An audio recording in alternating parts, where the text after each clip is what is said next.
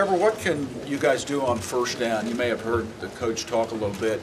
Seems like you're getting more in third and long. Your numbers aren't good on third downs, but maybe a product of being in third and long situations. Yeah, no doubt. We were, I think, 1 for 11 on third downs the other day, which is just not where we want to be. We've put an emphasis on that, but like you said, you kill yourself on first and second down, you're going to get in those third and long situations, and then the percentages go way down. So, we just got to do a better job of having heightened awareness there on first and second down to get some yards, to get in third and manageable situations. Is that execution, play calling? What all goes into not being in third and long? I think it's a little bit of everything. Execution, going to the right place, blocking it up right. It's a little bit of everything, definitely. Trevor, take us through on the zone read, how you're looking at it from the snap through the handoff, all of that.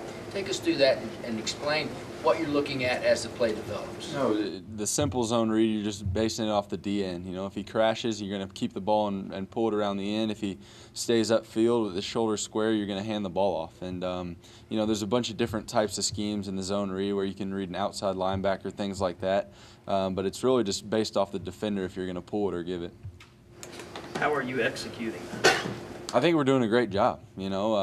There hasn't been too many pull reads, like I've said before, lately, and that's just how the defense is playing it. It's still in the game plan. It's still there. Whenever it happens, it's going to happen, but they haven't given us too many looks yet at it. You watch, TCU, Texas, and you all think where teams are getting success in the quarterback run game. Doesn't OU have to have more success in the quarterback run game? I think it's definitely a dimension to our offense that we can benefit from. We had a few plays the other day that were designed quarterback runs and, picked up some decent yards. And, we can do better in that, and that's in all areas. But, we're going to continue to have that in the game plan and take it when it's there. Like I said before, we called it up a few times the other day, and they just didn't give us the pull read. And so it doesn't look like a zone read, but, in fact, it was called. And so, just continue to keep calling it and then just pulling it when it's there. Trevor, you had so much success running the ball in high school last year. We saw a lot of it. Would you like to be able to run the ball more? I mean, if it's going to help us get first downs, absolutely. And a part of that is, if the coverage is good and they all sink out of there, tucking the ball down and running instead of getting out of the pocket sideways, stepping up and then getting out.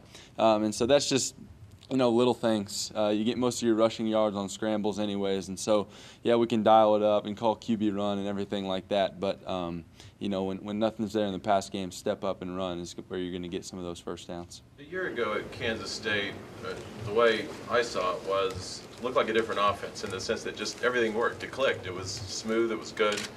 And, of course, you and Blake have both sort of been like this. We had a terrific game.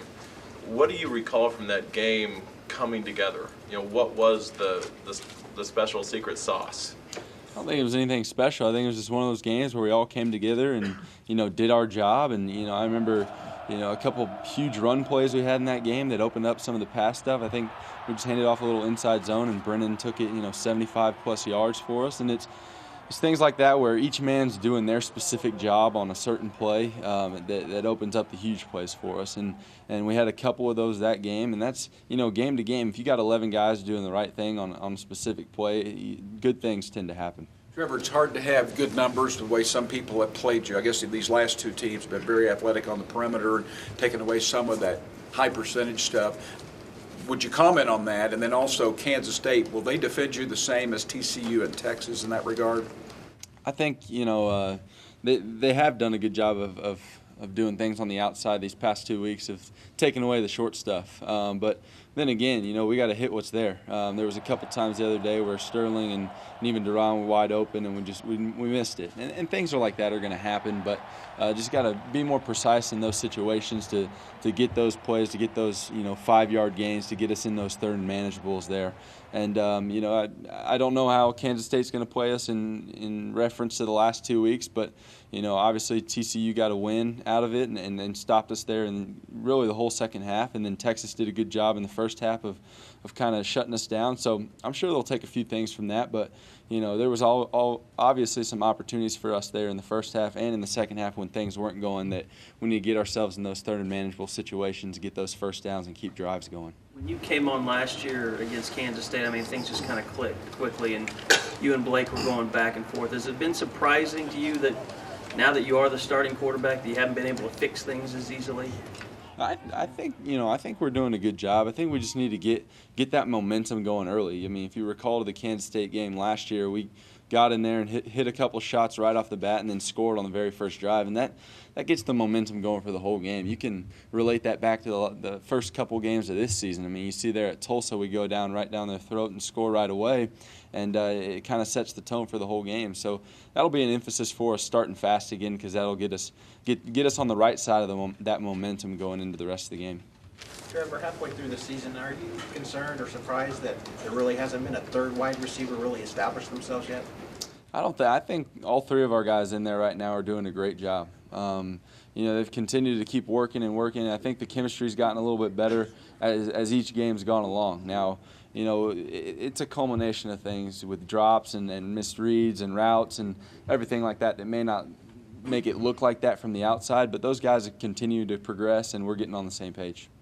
Trevor, the last couple of years, the running backs, you guys have sort of gone by committee. I know that was something you wanted to do early in the year. Keith's injury changed things, but have you been surprised that as a true freshman, Samaje's been able to come in and do what he's done, even carrying the load there at the end the other day? No doubt. He's just mature beyond his years. He's come in, since he got here and has been that way and continues to do just such a great job in those critical situations for us. And then obviously Alex, again, it's kind of the exact same thing that happened down in West Virginia.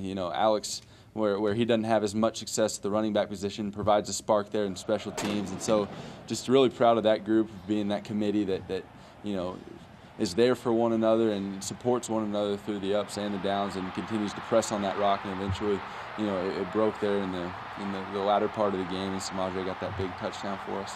Was there a point when you realized how special Samaje was? We've heard stories. Tapper says when he first met him, he thought he was somebody's dad, things like that. Do you have a story like that about Samaje? Mine was just hearing about him in the weight room right when he got here. A lot of guys come in maybe a little out of shape, never really been in a college weight room or anything like that, and he came in and benched 275 like 20 times or something like that. And so just, his physical stature is definitely something that just pops out at you, but also just the way he carries himself. He's just a real mature and humble guy. We've had the opportunity to really learn Alex Ross's personality this year. The first time you met him, and what's he like in the locker room? He's that type of guy. He's a clown, definitely. But also when it's time to work, he's extremely hardworking. You can go watch any of our summer workouts, and nobody beats Alex in a race. Nobody lifts as much as Alex. Nobody's working as hard as Alex. And so, while he is a clown and provides that comic relief, if you will, he's also an extremely hard worker and gets it done when he needs to. Trevor, less than a year's time, you've been, the toast of the Sooner Nation coming out of the Sugar Bowl, and now, you get more difficult questions, and people wonder about play calling, people wonder about how you're playing, and maybe you don't stop to consider it, but I'm curious if you do, or is that experience strange, being on, both sides of the spectrum? I think that's football. I think that's life. You're going to go through those ups and downs, and good things are going to happen, great things are going to happen, and then there's going to be times where it's not always going the way you want it to. Like I said, that's a parallel to life, and that's why I love football and sports so much, is because you learn those things, and you learn how to get through them, and you learn how to change the ties, if you will, and get back on the right track. Trevor, it seemed like Landry. I'm sorry, go ahead. Yeah, I was just going to say, coming back to Alex, the other day during the press conference when he was giving one of his answers. How would you feel like the offense played today? Did you feel like it was a struggle, and were you just happy that a win's a win? A win is a win, sir. Okay, Dean. You guys all seem to be looking at each other and laughing. Is that just sort of what you've come to expect from him? Oh, absolutely. He's one of those guys that you never really know what to expect coming out of his mouth, but you always know it's going to be something funny.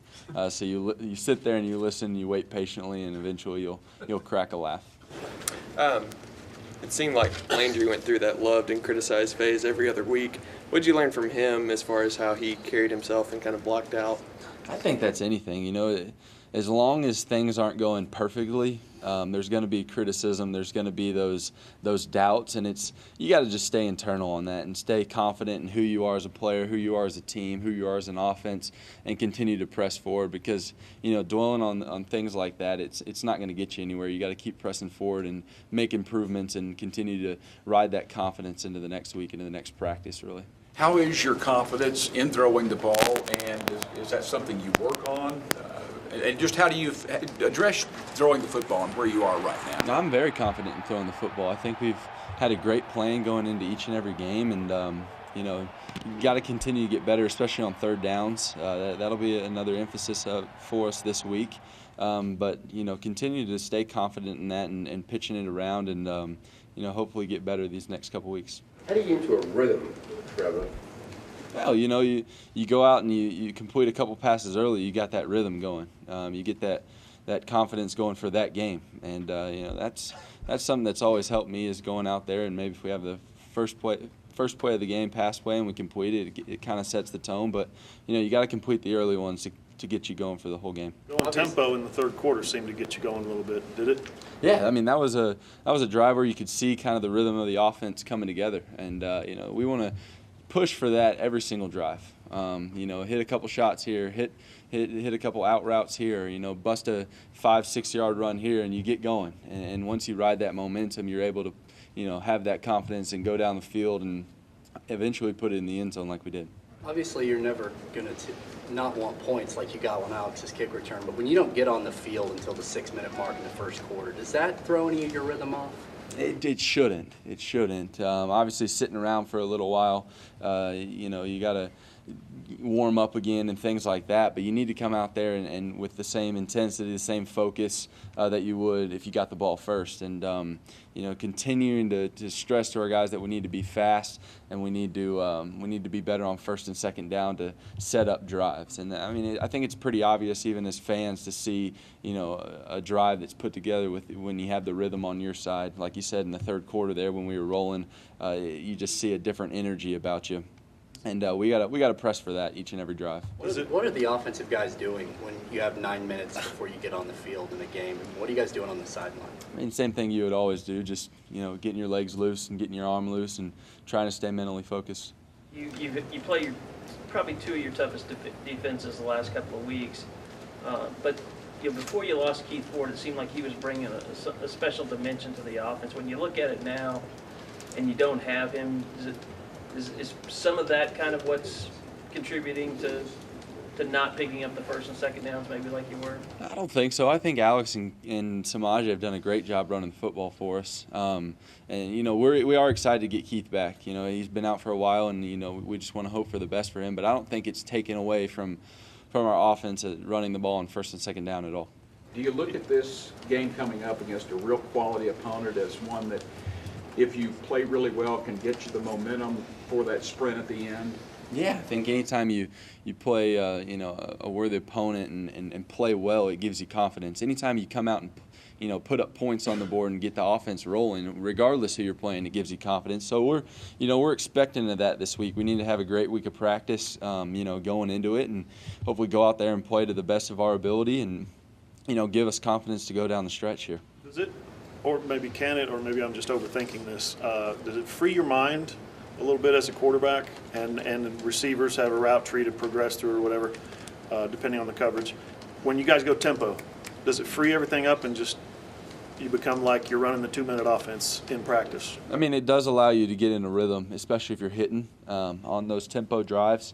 You hit a big play and you immediately go tempo again. You hit that one, you're just rolling. And so obviously if you're going tempo and you don't hit something, you step back from tempo and it looks like you're not getting in that rhythm. But as long as you're hitting things, it absolutely does that for you. Is there times though during a game where, as the quarterback, again, this is part of your responsibility, you're looking over the defense and you're not sure what you're seeing, you're not sure where to go with the ball, you're not sure who's going to be open, you're looking for the play call over here, you're trying to determine, that's not tempo, that's taking it slow and doing the checking out. Does that convolute things sometimes?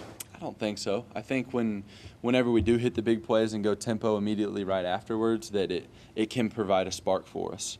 And it's just about, you know, getting in that rhythm. Like I said again, I know I say that a lot, but when you have that energy and you're on that right side of the line of the momentum, good things are going to happen. You were asked about Landry a little bit ago, and there were times when things weren't going well where he would say, "I'm frustrated too." Sort of recognizing that there are things that are obviously need to be fixed. Are you, given the last like 6 quarters, have you arrived at that point? Well, you know, I think we can be better in areas, absolutely. Am I frustrated? No. I think, you know, coming out of a win in the Cotton Bowl is a huge deal for us. Now, if you take a step back, I think anybody can look at it and say it wasn't a perfect game. And none of them are going to be, but, you know, you take the things that didn't necessarily go well and you learn from those, but you try and look at the positive things and learn from them and keep that confidence going in the next week. We got to win, and that's all that matters. And when you look back at it, you know, several weeks from now, that's all you're going to see on the stat sheet. Regardless how we played, how everybody thinks we played, we got the win, and we're excited about that. But definitely there's things in every game that you got to improve on. Ty had said that he wanted the offensive line to average 5 or 6 yards a carry. For a line that wanted to be great, they had all seemed disappointed over the last 2 games or wanted to get better or anything like that? I think they want to get better, absolutely. I think everybody wants to get better. You want to put up numbers that are your goal numbers. So if that's their goal, they absolutely want to get better and reach that. But, you know, disappointed in how they're playing, I don't think so. I think they're still a real confident group that's coming together still, and, you know, we just got to be better in those situations so we can meet our goals. How good is Kansas State defensively? You've had 2 really good teams back-to-back. What about this one? I think the trend continues. You know, the way Coach Schneider puts together that defense up there and the way that they play, not overly complicated, but definitely a team that knows exactly what they're doing and is very solid on the defensive end. Trevor, you guys as a team and as an offense are struggling a little bit right now. You look at Kansas State, they're coming off an open date. Does that make you nervous that they've been sitting kind of lying in wait, kind of getting a little extra game planning on you? No, I don't think it doesn't make me nervous at all. You know, we had a bye week in the week before TCU this year, and so, you know, you go into those weeks and you get a little extra preparation, but you still got to go out and make the plays on Saturday. Okay. Thank you.